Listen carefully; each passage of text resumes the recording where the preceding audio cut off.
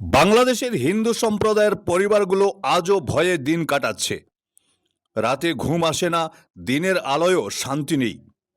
বাড়ির দরজায় অচেনা ছায়া দেখলেই বুক কেঁপে ওঠে। শুধু একটি প্রশ্ন ঘুরপাক খায় সবার মনে, কবে থামবে এই আতঙ্ক?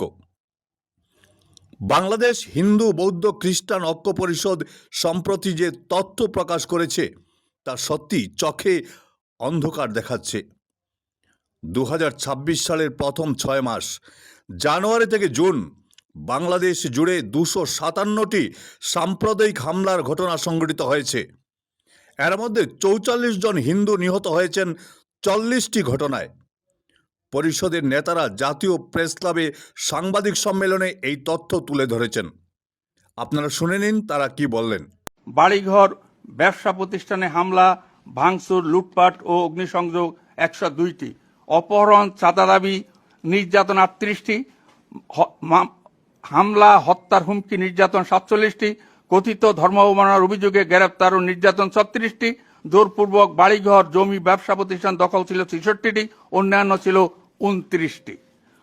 ছক 3, এটি 2026 সালের 6 মাসের সাম্প্রদায়িক সহিংসতার সমকাল 1 জানুয়ারি থেকে 2026 থেকে 30 জুন 2026 পর্যন্ত 6 মাসের সহিংসতার ঘটনা 257টি।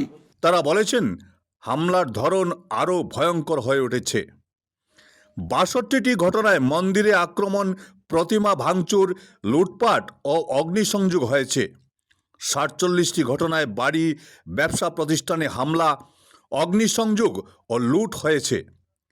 5টি ঘটনায় নারীদের উপর নির্যাতন, ধর্ষণ ও গণধর্ষণের মতো ঘটনা সংঘটিত হয়েছে। আরও 10টি ঘটনায় অপহরণ, চাঁদাবাজি ও নির্যাতনের অভিযোগ উঠেছে। এসব হামলায় মোট 261 জন ক্ষতিগ্রস্ত হয়েছেন। অনেক পরিবার এখন ভারতে চলে যাওয়ার কথা ভাবছেন। হিন্দু জনসংখ্যা ক্রমাগত কমছে। বাংলাদেশে হিন্দু জনসংখ্যা ক্রমাগত কমছে। BHBCUC দাবি করেছে এক সময় যেখানে 13-14% ছিল, এখন তা 8% নেমে এসেছে। অনেকে বলছেন এটা শুধু সংখ্যা নয়, একটা সম্প্রদায়ের অস্তিত্বের সংকট। 2024 সালের আগস্টে শেখ হাসিনার পতনের পর থেকে এই হিংসা ক্রমান্বয়ে বেড়েছে।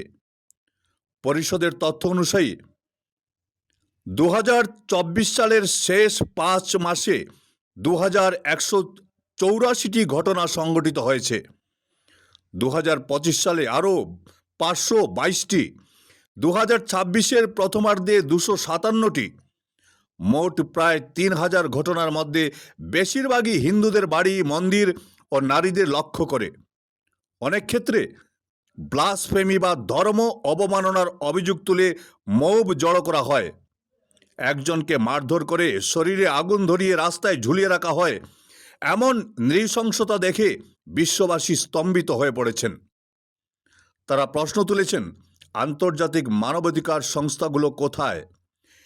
Amnesty International, Human Rights Watch, UN-এর কণ্ঠে কেন এত চুপ? যখন অন্য দেশে সংখ্যালঘু নির্যাতনের খবর আসে তখন তারা তীব্র প্রতিক্রিয়া দেখায়, কিন্তু বাংলাদেশে হিন্দুদের ওপর এই নিরবিচ্ছিন্ন আক্রমণের সামনে তাদের নীরবতা প্রশ্ন তুলছে।